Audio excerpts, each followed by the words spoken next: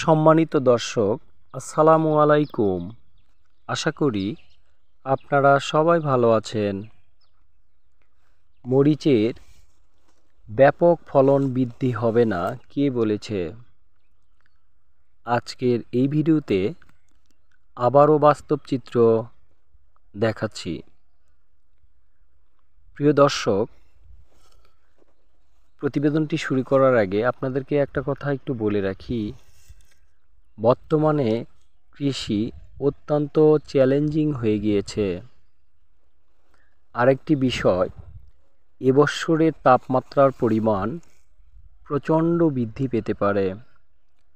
সেই ক্ষেত্রে আমরা যারা মরিচ চাষ করছি, আগামীতে করব, তাদেরকে খুব হিসাব নিকাশ করে কৃষিতে কাজ করতে হবে।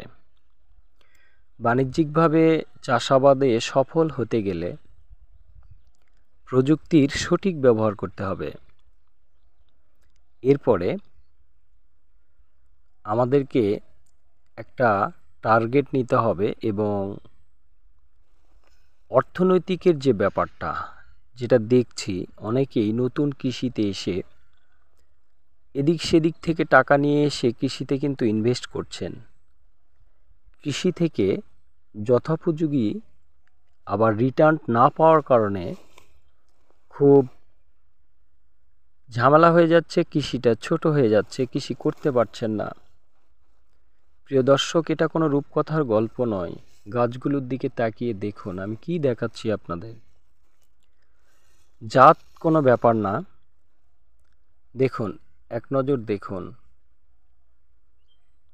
এগুলো কি আসলেই সম্ভব? হ্যাঁ দর্শক, অসম্ভব কিছুই নয়, আসলেই সম্ভব। আপনাদেরকে এই গাছগুলো থেকে বারবার এরকম ফলন দেখিয়েই যাচ্ছি। আমরা এখান থেকে কিন্তু প্রতি সপ্তাহে সপ্তাহে ফল হারভেস্ট করতে সক্ষম হচ্ছি। দর্শক, এমন ফলন আপনাকে নিশ্চিত করতে হবে। যদি ফলন বৃদ্ধি না করতে পারেন, তাহলে কৃষি থেকে ভালো অর্থ উপার্জন করা সম্ভব হচ্ছে না। তাই দর্শক, জাত কিন্তু আমাদের কাছে এখন কোনো ম্যাটার না। আপনারা যেটা দেখছেন এটা কিন্তু সুপার হট মরিচের জাত। এছাড়া আমরা নাগা ফায়ারেও দেখিয়েছি, এরপরে গিয়ে আপনারা বিজলি প্লাসেও আমরা দেখিয়েছি, আমরা মধুমতিতেও ট্রায়াল দিয়ে দেখিয়েছি। আমরা মূলত সঠিক সময়ে আমাদের 27 কুইন হরমোনটি ব্যবহার করার কারণে আমরা এমন ফলন পাচ্ছি। বারবার প্রতিটি ভিডিওতেই আপনাদেরকে এই কথা বলছি। আমরা এই গাছগুলোতে আজ থেকে প্রায় 2.5 মাস আগে হরমোন প্রয়োগ করেছিলাম 27 কুইন। আর 27 কুইন দীর্ঘ সময় ধরে গাছে কাজ করে যায়, যার জন্য যারা স্প্রে করছেন, যারা 27 কুইন নিয়েছেন, ধৈর্য ধরুন। এবং শীতের কারণে যদি কিছু ফুল ঝরেও যায়, আগামীতে বারবার সেই ফুলের জোয়ার আসবে। যা অনেকেই এর বাস্তবতা রিভিউর মাধ্যমে আমাদেরকে দেখাচ্ছে।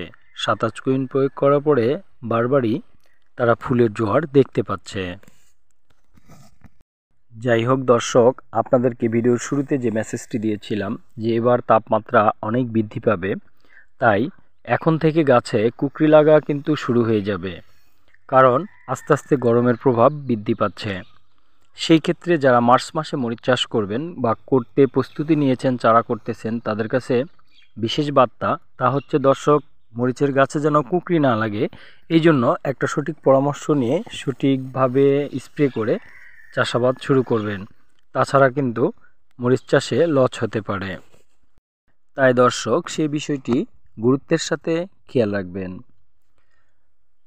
আমরা নিয়মিত আপনাদেরকে পরামর্শ এবং সাপোর্ট দিয়ে যাচ্ছি হোয়াটসঅ্যাপের মাধ্যমে, ফেসবুক মেসেঞ্জারের মাধ্যমে এবং সরাসরি ফোন কলের মাধ্যমে।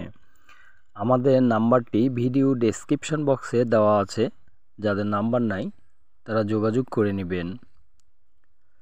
আর বিশেষ করে অনেকেই দীর্ঘদিন ধরে অনুরোধ করে যাচ্ছেন যে ভাই, আপনি সঠিক মাস্টার গাইডলাইনের একটা বই আমাদেরকে হ্যান্ডনোটের মাধ্যমে করে দেন, যেন আমরা ভালো করে চাষাবাদ করতে পারি। দর্শক, সেই বিষয়টি মাথায় রেখে আমি চেষ্টা করছি এবং ধীরে ধীরে কাজ করছি। যদি আমি একটা ওরকম বই আনতে পারি স্পেস শিডিউল সহ total A to Z planning, তাহলে ভালোই হয়। তো দেখা যাক, এটা সময়ের ব্যাপার। দর্শক, চেষ্টা করব।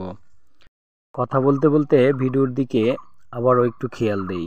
দর্শক, এই গাছটিতে যে অবস্থা দেখতে পাচ্ছেন, দেখুন কাণ্ড থেকে সামান্য একটু কুশি বের হয়ে আবার অনেকগুলো ফুল বের হচ্ছে। তো এরকম যদি হয় দর্শক, আমাদের আসলে বারবার মরিচ গাছ রোপণ করার দরকার নেই। একবার রোপণ করে যদি আমরা 8-10 মাস ধরে ফল হারভেস্ট করতে পারি এবং গাছ ঠিক রাখতে পারি, তাহলে তো ব্যাপক সফলতা আসবে।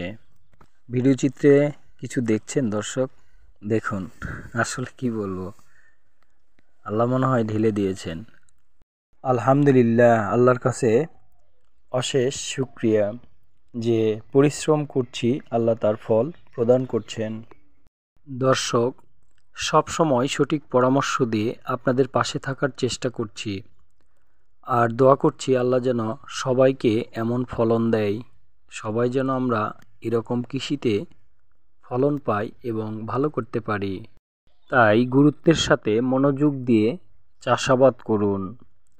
যে কোনো সময় প্রবলেম হইলে যোগাযোগ করুন।